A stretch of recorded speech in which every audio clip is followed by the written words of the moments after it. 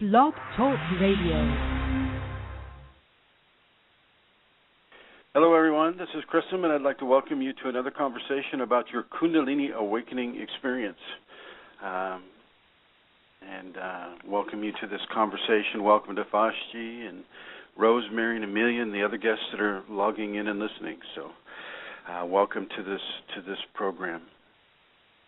Before I start, I'd like to thank Amelia Santara and her family in Ireland and from the Kingdom of Kerry in Ireland for sponsorship of this show. I would like to thank Eileen Laurel and Ed, whose last name will go unnamed. I'd like to thank Glenn Ola and Eileen Laurel for their assistance and help in bringing this information to the many people who would be called to receive it. Some other areas of exploration for this information would be Kundalini Awakening Systems, #1.com. So that's Kundalini Awakening Systems 1.com. You can get the information there. You can also go to Chrism Kundalini on YouTube. That will take you to about over 250 videos specifically about the Kundalini. You can also go to Kundalini Awakening Systems 1 at Yahoo Groups or Kundalini Awakening ! At Facebook, as well as Kundalini Awakening Systems 1 on Facebook.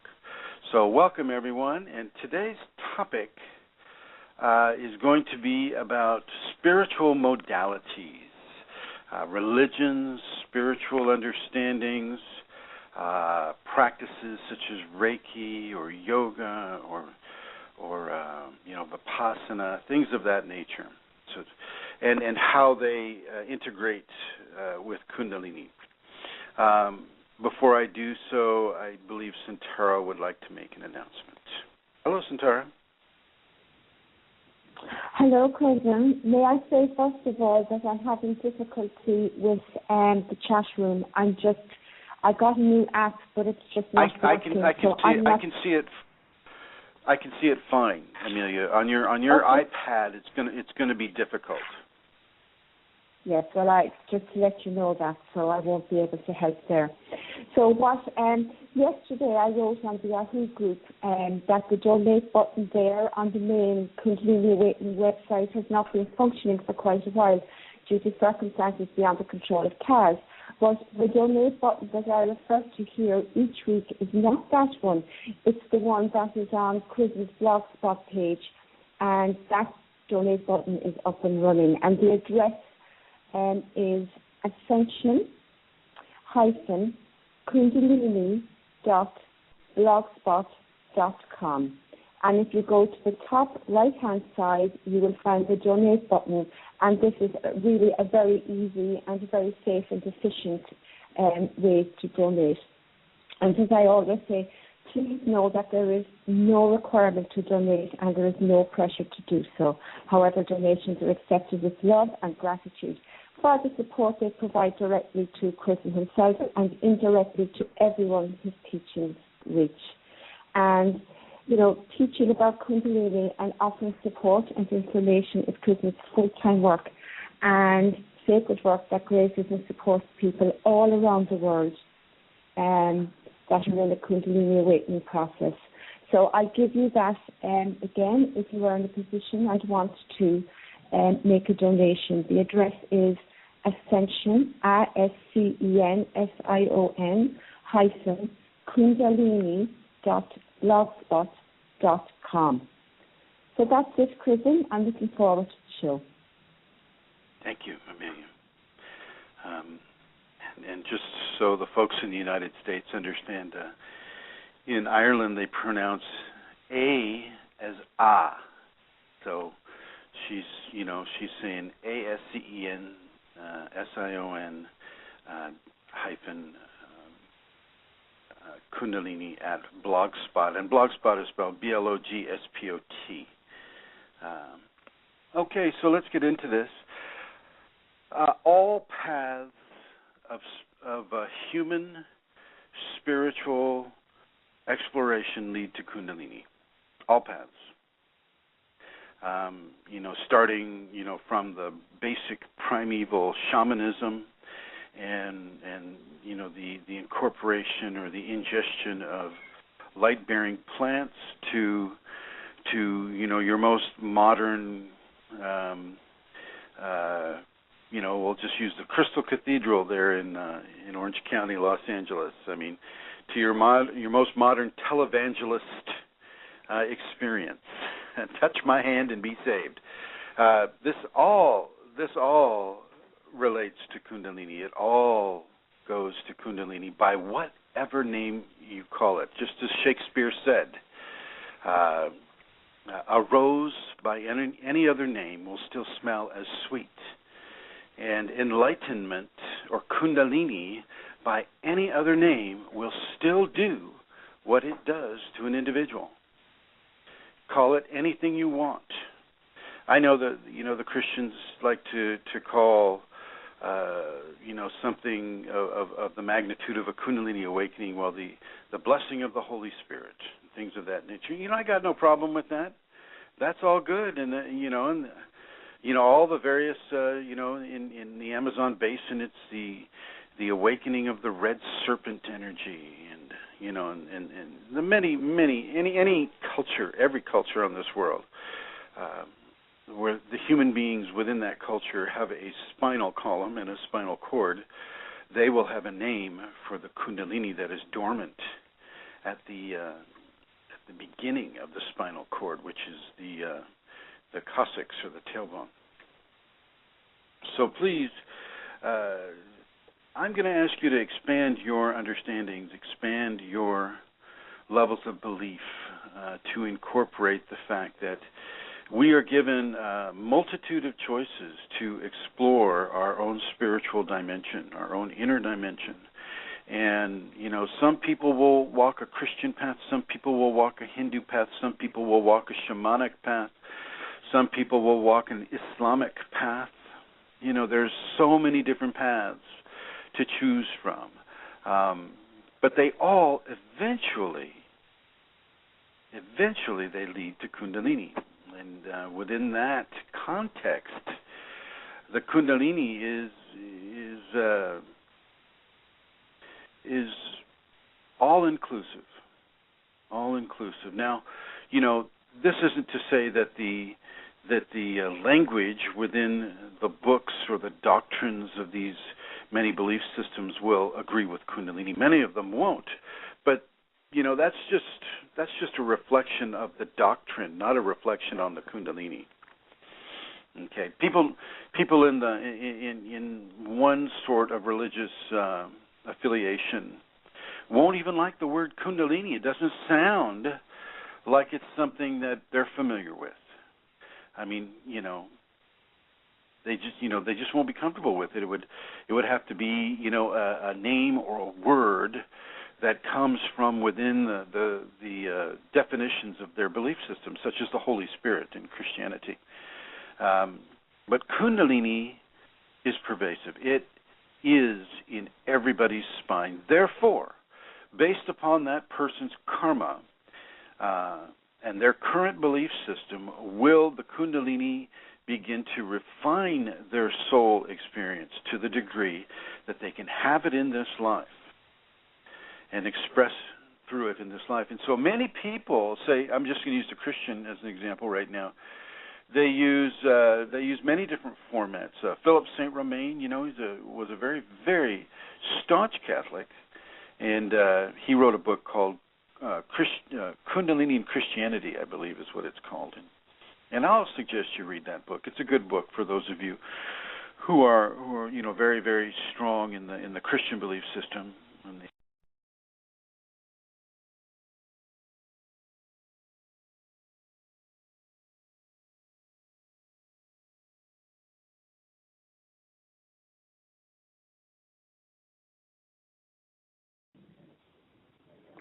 Hello, everybody. It looks as if Chrism has actually gone offline for a moment. Hopefully he's going to come back again. Now the other person's after going online. I'm not sure if I can actually be heard or not. So I will this go. Oh no! Oh dear! The studio has disappeared as well from my. Okay, I have no idea if I can be heard or not. So I will continue on, and hopefully Chrism will come back again. What am I going to talk about? Let me see. The last time this actually happened, I think what I did was I spoke about the safeties. So maybe I could do that again. I actually I think I've lost. I don't think I'm live on air at all. Dear me.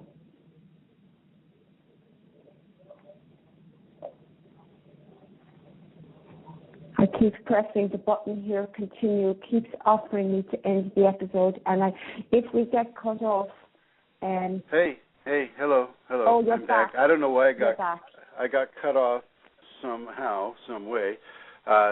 Stay online, Centaur. Actually, I stay online, yes. Yeah, okay. So just hang on a second. I'm sorry to interrupt you. I don't know what you were saying. I'm calling from a different phone because my cell phone has been disconnected, so I'm on this landline using a calling card. So if I get disconnected, Centaur, you just continue the conversation with your own experiences, okay?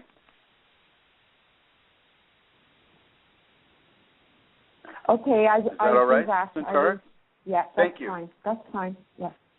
Okay, where I left off, and I may get cut off again, folks. I'm sorry for this problem, but it is the reality of the situation right here is for me to use this mechanism for what we're doing here. And so if I do get cut off, then Centaur's going to step right on in with her own experiences. And feel free to call in. The guest call in is 347-934-0026. 347-934-0026. You're going to hear some birds in the background. That's because Barb here has a oh jeez. Yep, they're all saying hello. There's kind of a rescue sanctuary here for animals, and she's got turtles and birds and dogs and a cat. And anyway, so you're going to hear them in the background, and I hope it's not too distracting for you. Just a second here.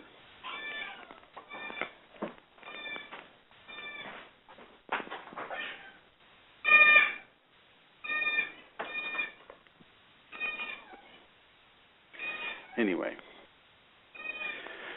so with the religions and the different practices, it's going to have a definitive effect upon the Kundalini. And I think I was talking about Philip St. Romain. Philip St. Romain is a person who was, as I mentioned before, a staunch Catholic, and he started really getting involved in his belief system and was, praying and all the time and going to church during the week, not just on Sundays, and really getting into it in a very, very sincere, strong fashion. And his Kundalini awakened because of that. And I'll leave you to read the rest of his story in his book. Once again, the title of his book is Christianity and Kundalini. And you may find it fairly informative. With regards to any of the religions, if you practice a form of spirituality that is strong and sincere in the way you practice it, well, then you too may have the Kundalini awaken. And typically, those that have it awaken within the practice of their spiritual, their chosen spiritual belief system, they will connect it to that belief system, and there is room for that. Jesus, Mary, God, Holy Spirit, apostles, Bible, they can all be seen within the context of Kundalini. Jesus, sacred male, Mary, sacred female, Holy Spirit, divine energy. Okay, apostles would be equal to saints or students of the divine male and female. Apostles and people in general can be seen as the sacred children. So, there's a lot of room for people to move within the Kundalini, within their chosen belief system. Santara?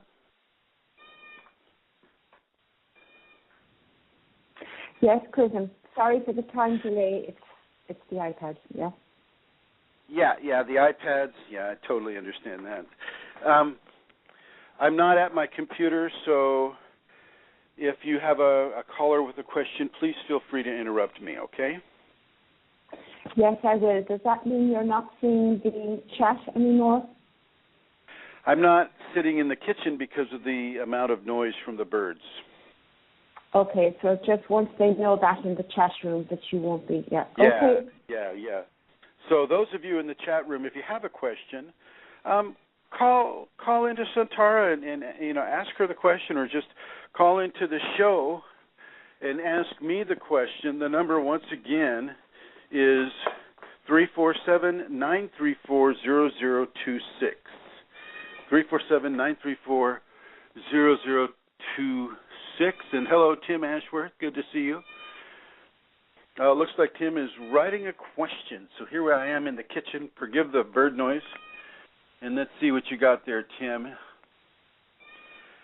I'll just continue while you're typing your question. With regards to any belief system, the Kundalini is of a divine nature, and so any belief system that postulates or works within the realm of the divine, the Kundalini will shine through.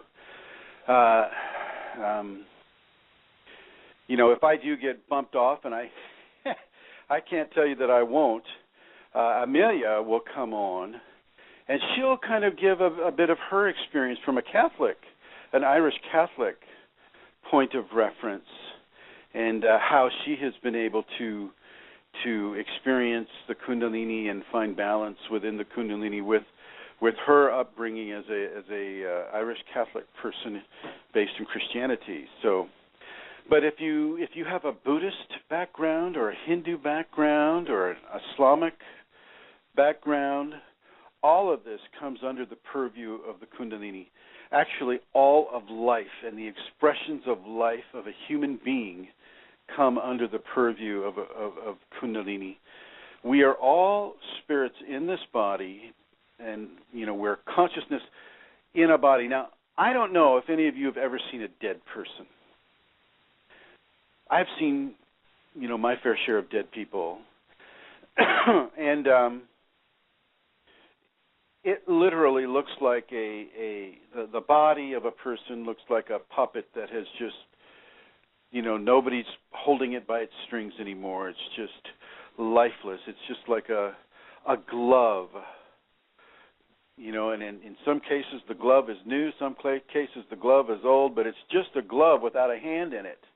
It's a piece of clothing that nobody's wearing. That's how a body is when it's dead.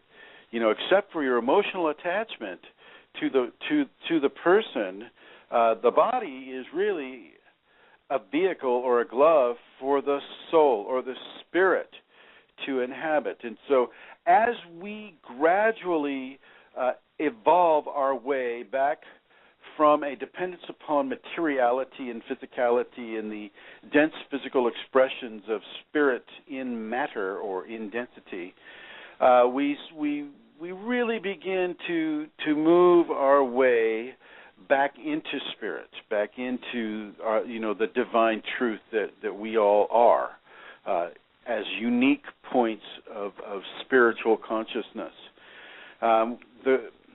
The religions and the modalities of belief system on this world simply serve to help us evolve. And so practice your religion. Be happy with your religion. Know that if you look strongly enough within your belief system, you will find opportunities to understand and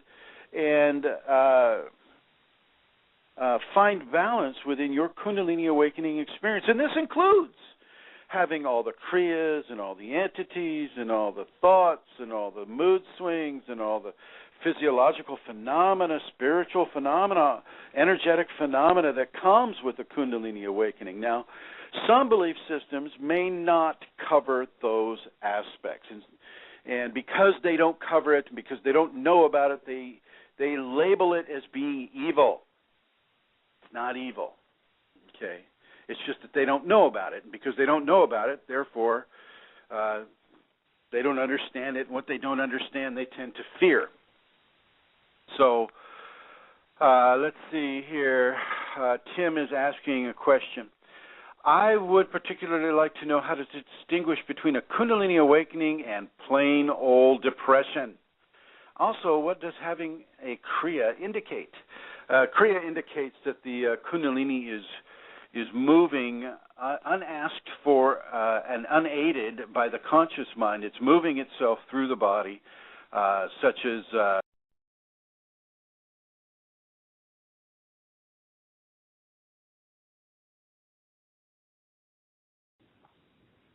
Okay, well, if that's what happens to me, then Chrism has got cut off, so I will continue. And Chrism has asked me to talk a little bit about my own experience. So, as he said, I was raised in the Catholic tradition. In our house, you know, we prayed a lot. We went to church regularly, not just on Sundays. You know, we went to church during the week, during special religious times such as Easter. We went to church quite a lot, actually. Every day, could be every day for a week. So I was brought up in an atmosphere of prayer and devotion, and there were ceremonies in the church called the devotions, and we went to those too.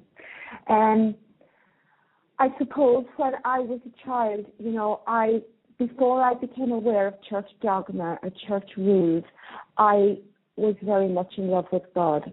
And God to me was real.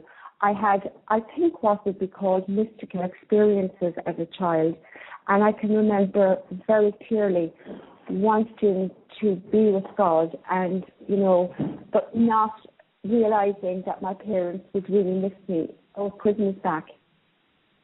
Okay, Chrism. Go ahead and finish your thought, Amelia. Finish your thought. Okay. I was just saying, realizing that my parents would miss me, but that relationship with God and with the divine began within the context of a Christian Catholic upbringing. I will continue, Chrism, if you get cut off again. No, that's okay. I want to answer Tim's question. Sorry about the disconnect there, Tim. I don't know why this phone's disconnecting. But I've never used it for this show before, and it's much easier with the cell phone, but that isn't working. So the depression aspect of it is depression will feel like depression. You'll have negative self-worth. You won't feel happy about life. You won't feel happy about a lot of different things in general. Kundalini can expand that if you focus so much on it. And so the difference between just plain old depression and Kundalini enhanced depression is that level of enhancement. The level of enhancement can be quite strong, and so you're going to need to, anybody would need to make any kind of a change in how they're spending their time. Are they getting outside? Are you breathing? Are you feeling? Are you allowing yourself to experience gratitude? Are you allowing yourself to experience forgiveness and love and tolerance and patience? There's nobility within your experience, but you just have to find it, and you have to explore it to find it. You don't just get depressed and then have Kundalini back it up with a big amplification and then sit down on the couch and go, oh, geez, what the heck? I mean, sometimes we'll do that. But for the most part, I will suggest that you get up and get out of the house, get into the environment, and begin to to understand that this is just an amplification. It doesn't mean that your depression is to be overlooked. What it does mean is you need to discern the level of amplification that the Kundalini will bring into it. I hope that helps. It looks like I'm still connected here. So, yeah, with regards to, and I'd like to say hello to Bruno Amadori. Hello, my friend. Nice to see you here. With regards to these belief systems and the Kundalini, and you can expect me to be cut off again. It's happened too many times now. So thank you, Amelia Centara, for jumping in. And anybody, feel free to call 347-934-0026. With regard to some of the more overt, shall we say, interactive spiritual disciplines such as Tai Chi, Qigong, all the way up to and including Reiki and even reading tarot cards or palm reading or things of that nature, that these are good. These are good. Reiki, because of the entity interaction, not so good, but not all Reiki people have, reach their hands up into the clouds and say, oh, healing spirits of the universe connected to my hands. If they do, well then, you get out, you jump off that table. Don't let them touch you. But if they don't, and ask them before you make the appointment, what do you do? Who are you reaching out to? Do you know what spiritual consciousness you're working with? And if they can't say they definitively know what they're working with, then I'll suggest that you don't work with them. But the other aspect of Reiki is it was developed by a man named Dr. Usui in Japan in the 1920s. And basically what he had was a Kundalini awakening experience. He lived a very, very ethical, high moral life as an MD in the slums, and he would treat people for free, and they'd trade chickens or eggs or something that for him to get paid, and he did a lot of beautiful, good, kind, loving things for people throughout a 20-year, over 20 years in the slums in that part of Japan. And one day he climbed up a mountain and he said, I'm not going to leave this cave until I reach some sort of enlightenment. And 3 weeks later he received the Kundalini awakening, which changed everything. And he didn't know what it was, just like, most people. And he called it Reiki, which in Japanese means life force. And so, this is, he had a Kundalini awakening, and he was able to do hands-on healing and things like that. And this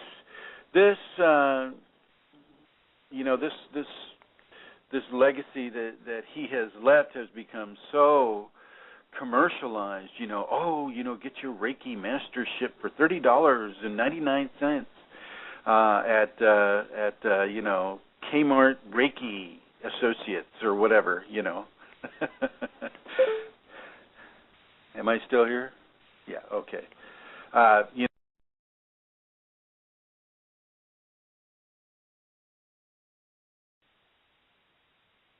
Hello, this is Chrism returning. Sorry about the skip. This phone seems to have like maybe a 10-minute delay, so I apologize. I see, Bruno, you can continue the show. Yes. I don't know what happened to Centara. Centara's not here anymore. But anyway, so the Reiki thing became very, very commercialized and very, very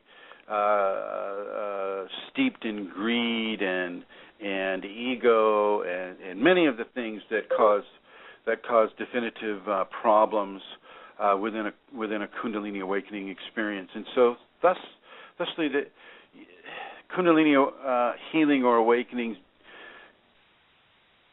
there was a modification that occurred so that people reaching out into these areas would only get the lessons that they were able to metabolize. Many people who bought their Reiki masterships online and in other places, they didn't get the awakening, and they got to stick their hands up into the ethers and say, whatever, tap into my hands and let me be a healer. And that was fine.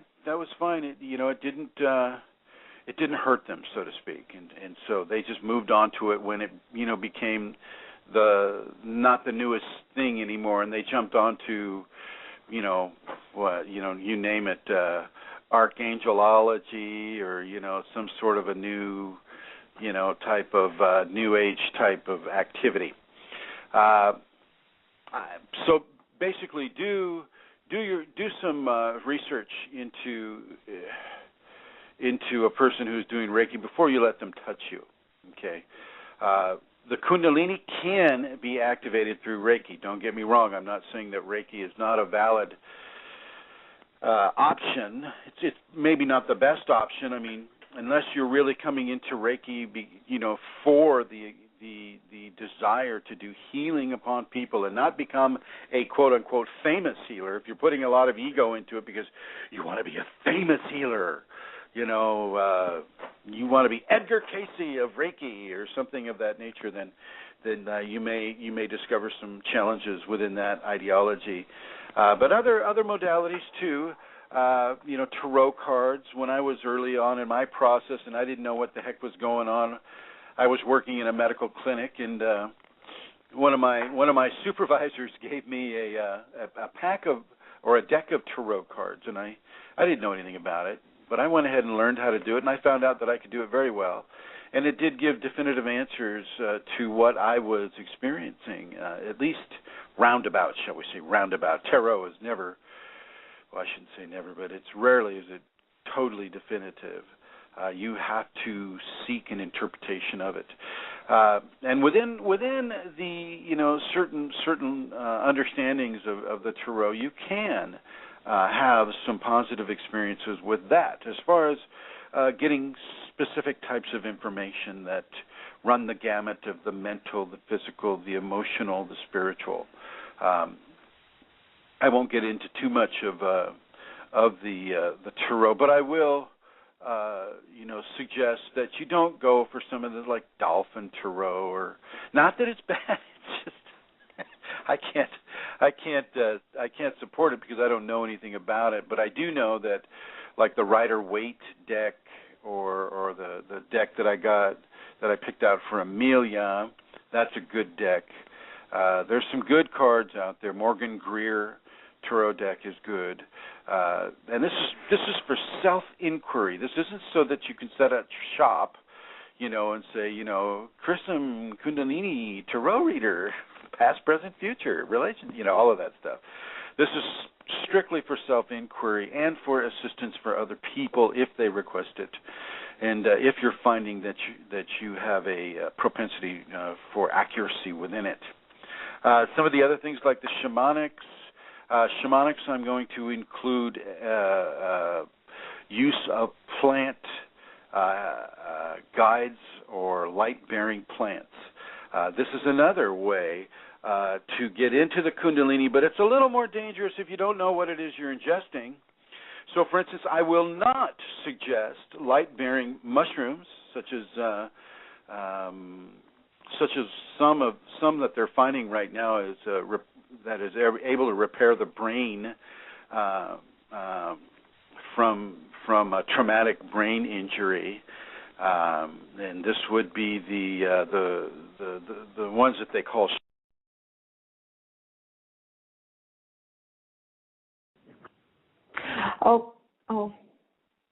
Okay. What happened the last time was that just before Chrism was cut off, I actually lost my phone line as well.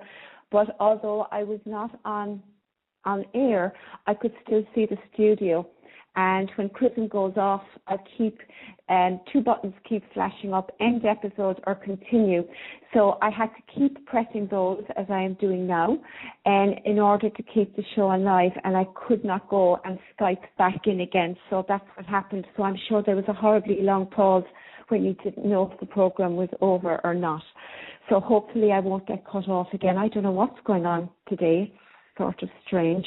I'm actually Skyping from Spain because we're on holidays. I'm on holidays here with John and my two youngest children. So I don't know. Maybe that has something to do with it. I've never been cut off before. As I was saying, though, I was brought up in the Catholic tradition, And around the age, somewhere between the ages of like 10, 11, 12, I began to become aware that there was dogma and rules and within the church. And interestingly enough, even way back then, it was the rules that pertained to the Divine Mother, to Our Lady, that I had great difficulty with. Okay, Chrism, hi. Hi, What I'm happened back. the I'm last sorry time? about this, folks. No worries. Okay. What happened the last time was I got cut off just before you, so there was a big pause, I think, with nobody online. Okay. So, okay. And thank you, everybody, for your patience. Yeah, we're talking about psilocybin, Tim. I would not suggest people who are either going through the Kundalini or searching for Kundalini to use psilocybin as a plant helper, because that literally has the capacity to blow your seventh chakra open, and it's very, very, very hard, very, very painful to have that happen. And so, some of these things I won't suggest. Now, if you're looking at ayahuasca, which is a completely different type of light-bearing plant. Actually, it's a combination of a Liliana vine, which there are 17 known varieties of Liliana vine in the Amazon basin, and they mix that with another plant called chacruna, and the mixture, the tea that comes from the Liliana vine and the chacruna is what forms the basis for ayahuasca. And this is definitely, it's a powerful experience. It's a very, very, very powerful experience. And it will help you to activate your Kundalini, if not activate you. Now, a lot of it's going to depend on how you have lived your life, what kind of karma you have, what kind of determination you have, how strongly involved are you in self-discovery and willingness to see yourself as you truly are. Okay, with all your fears, your baggage, and your some of the challenges that we have in life.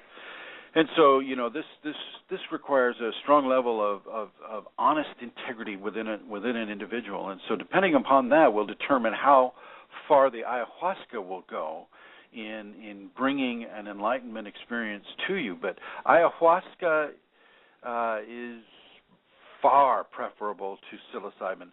Psilocybin, even though there's no guarantee that anybody doing psilocybin will have the seventh chakra blow, it's happened, and it's happened often enough in my experiences with people having Kundalini that I absolutely cannot recommend it.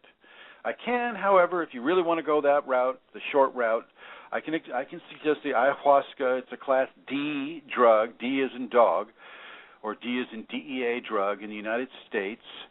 So you can get it in Peru, Colombia, Brazil, Ecuador, some of the Central American countries. It is a way to go. It is an option, because it's also called La Purga, and because it's called La Purga is due to the fact that a person, if they're not dieting correctly before they take it, they're going to be vomiting quite a bit. And even after, even for some folks, after you diet correctly, you're not you're vomiting, but you're not vomiting fluids or substances. You're vomiting energy.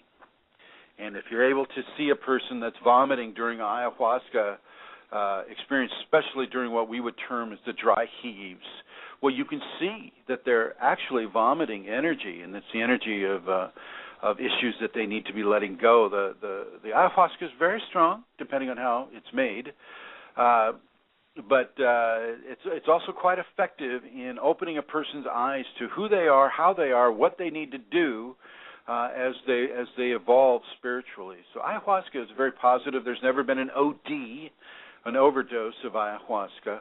I think the reason it's illegal in the United States is simply because the powers that be don't really want us to know that much about ourselves.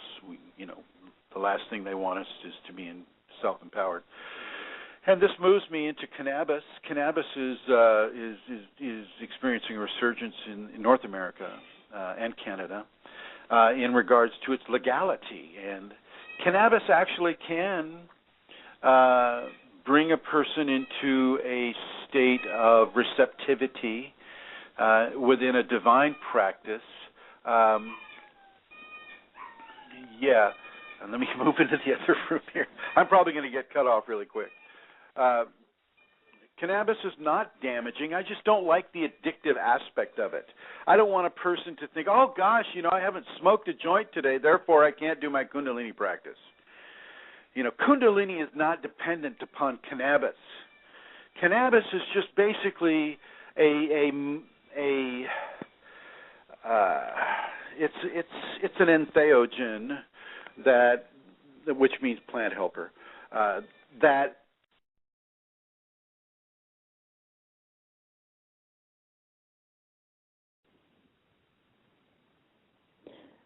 Chrism is gone again. It's actually interesting to hear. Chrism was mentioning earlier on, about our different pronunciations, and that, I would have said for Ascension A, and he pronounces it cannabis, whereas here in Ireland we call it cannabis.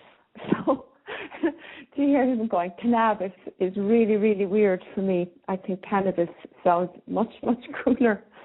But anyway, that be as if,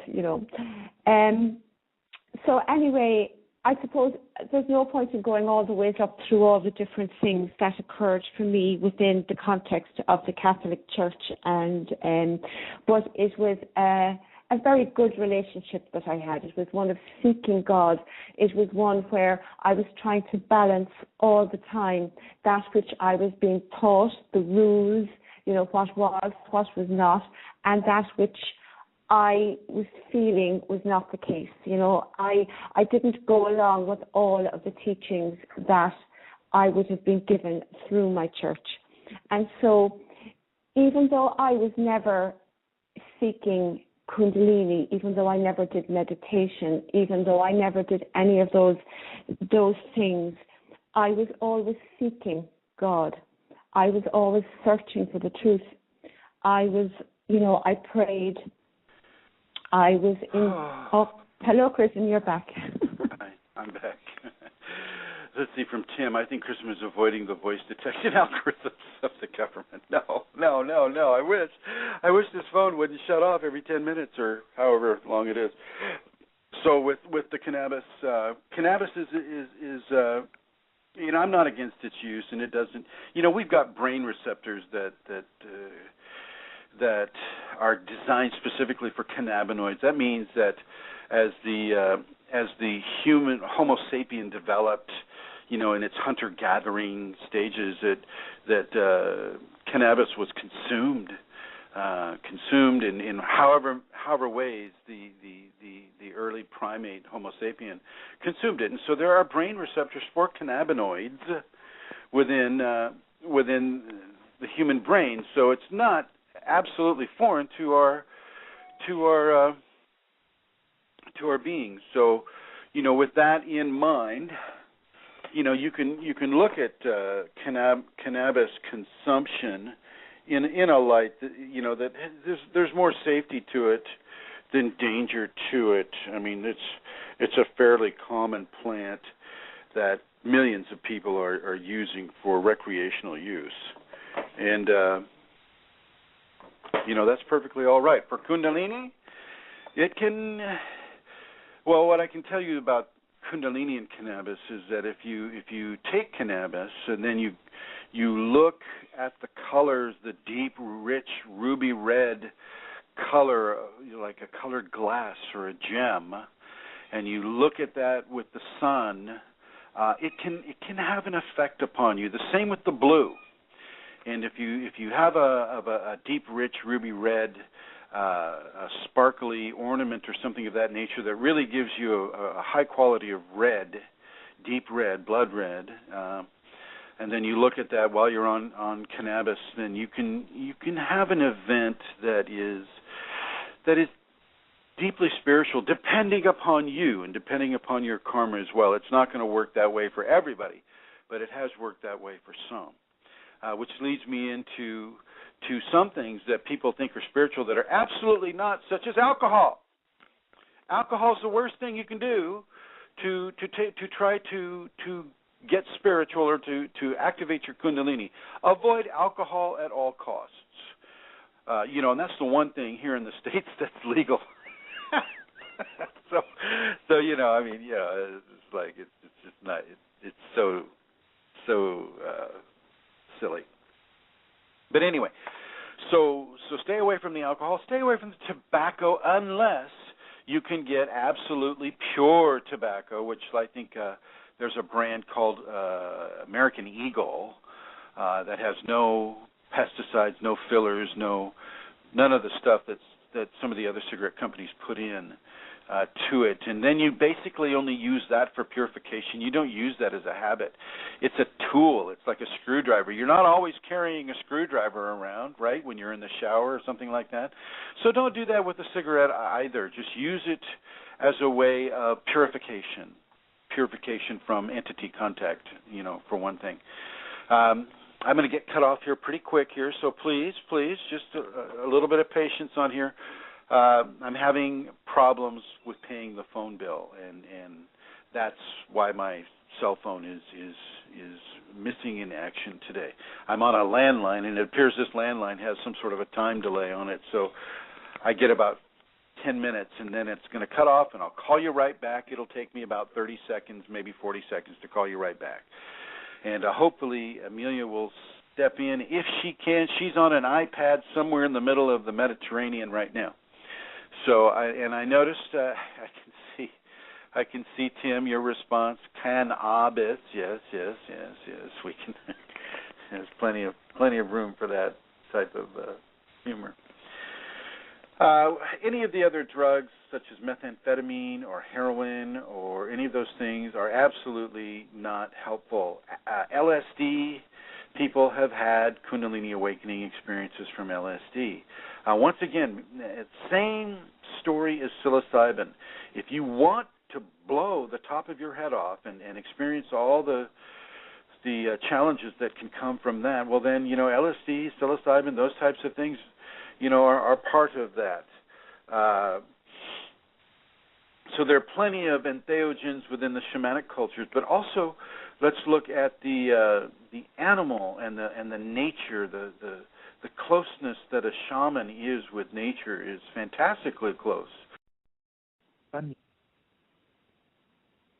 Whoops, Chrism is gone again, but he'll be back within a couple of seconds. Okay. What was I saying? I'm gone blank. I can't remember. I think. Yes, I was saying how that I hadn't been seeking Kundalini. I had never even heard of the word, and for many years, actually, before Kundalini, before I had my Kundalini awakening event, I was within a Kundalini activation, but I had no idea that I was. So all of the phenomena and the physical symptoms that people speak of and that we all talk about, I had an awful lot of those without having any clue what they were about. And somebody mentioned their depression and a lot of the, not so much craze, but a lot of the, Chrism is back. No, well, I mean, finish your thought. No. What? Continue. Okay, all right. So yeah. Any? Thank you, Bruno Amadori. Thank you for that. I appreciate it, and I appreciate all of your patience with this. I didn't expect this to occur. So hey, maybe it's giving us time to reflect a little bit on what's being said. Any of the other drugs, I don't recommend a drug lifestyle with regards to awakening the Kundalini, but I can recommend the shamanic belief system. I can recommend shamanic and other aspects of shamanism that will work well for the Kundalini. Everything from your plant, or not your plant, but your animal totem, to the different ways that the Shakti will communicate with the shaman. Everything from the different levels of spirituality within a shamanic background, when a shaman goes searching for a soul fragment. Well, the shaman doesn't actually do that, but one of the shaman's power animals will do that. And these power animals can translate straight into a Kundalini animal, and that shaman can be led into the Kundalini path based upon that belief system. It's not that far to go, and in many cases, in shamanic tribal cultures, a person can't become a medicine person or a shaman for that tribe until they've had the Kundalini. It's a priority. And so, within that understanding, you can see that, Kundalini is not the big, mystery in some of these cultures that it is in the Western cultures. And so, within that context, you can understand that shamanism is a viable option. It is a viable option. Now, that doesn't mean that you just, you see the word shaman after somebody's name or before. Typically, they do it before, like it would be Shaman Chrism or Shaman whatever. Shamans also come with a lot of entities, and I won't recommend that you just jump on board of any shaman that comes through your town. You be careful, be discerning. Just because the shaman is a shaman doesn't mean that he has any more spiritual information than you do. By the fruit shall you know them, and so understand that and realize that, and don't just give over seniority of your body to the first shaman that comes to town. You are responsible for your body, and you need to really understand that within a Kundalini context. And which moves us into things of, say, the Sufi. The Sufi have a very clear understanding of Kundalini within their belief system.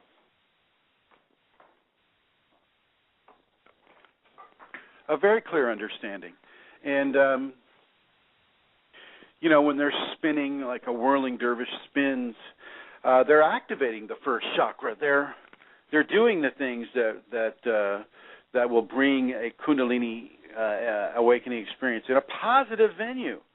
We look at the Sufis and we look at the level of love. Look at some of the poetry of Hafiz, Hafiz, or Rumi. Rumi was a Sufi. Okay. The level of love that's espoused within a Sufi context is tremendous. It's a wonderful way to come into the Kundalini through the Sufi understandings, and yet a lot of the Sufis are affiliated with Islam. And Islam at the moment, because of Western media, has a bad reputation for many of the people who aren't Islam. The media tends to compete religious belief systems against one another in order to justify, wars or whatnot. But you can look at Sufism as a form of Islam that is love-based and absolutely beautiful for men and women. Although, of course, it's still patriarchal, which is a problem. But as the race matures, we can get out of this patriarchal conundrum and begin to expand in an equal way towards men and women within a spiritual context. And so I will strongly, I'm a very big supporter of Sufism. I went to a Sufi thing this year, and yeah, it's very good. It's a positive way to look into the Kundalini, and I'm going to get disconnected pretty quick here, it looks like. So I will be right back.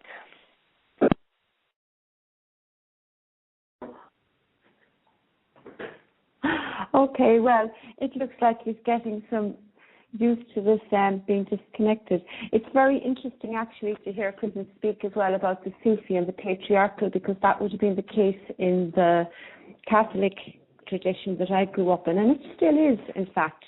A lot of that has changed now, and women are more included in ceremonies and things, but it still basically is, run, controlled and organised by men. One of the interesting things that happened to me when I had my awakening event, I was coming up to, how old was I? I was coming up to 40, and it happened. It took a whole week. It was the most amazing week of my life. But what actually happened was I was given visions and experiences that I realized were from a Hindu background. For example, I saw visions of Hindu goddesses, and I had amazing visuals of things that I would never have seen before or have had any reference to. I heard the word Vishnu over and over, and when I heard that word, it had a very profound effect on me and on the energy and on the Kundalini. And so it was very interesting, because when I came to Kundalini Awakening, here's Chrism. Welcome back, go Chrism. ahead. Finish your thought. Well, I'm just saying, when I came to Kundalini Awakening Systems first, it was interesting that many people were having experiences and awakenings in the context of their religious upbringing, whereas what I had experienced during my awakening event was, I realized from a Hindu, my visions and all of that were not within the context of my upbringing. I was just explaining a little about that. Okay, continue, Chrism, because you'll get cut off again. This is quite true. I mean, even though you're a Christian in this life, you may have been a Hindu in another life, or a Buddha, or Buddhist, or a any number of religions in the past, and the Kundalini may draw off of that rather than your current belief system, and this is a truth, and this is also something for you to consider. And so, really take as much judgment for other religions out of your expression and your feelings, because you may have been that Hindu, you may have been that Buddhist, you may have been that Christian, you may have been that Islamist. Don't have a judgment for belief systems. Let people have the freedom to believe as they need to believe at this time, because there's more to their story of having a belief system than what meets the eye. They had, many people are working through karma, so they, as they work through karma, they're guided towards a very specific belief system rather than choosing that. So, let's look at people that are born into a religion, born into Islam, born into Buddhism, born into Christianity. The choice that they made was before they took the body. That's when they made their choice.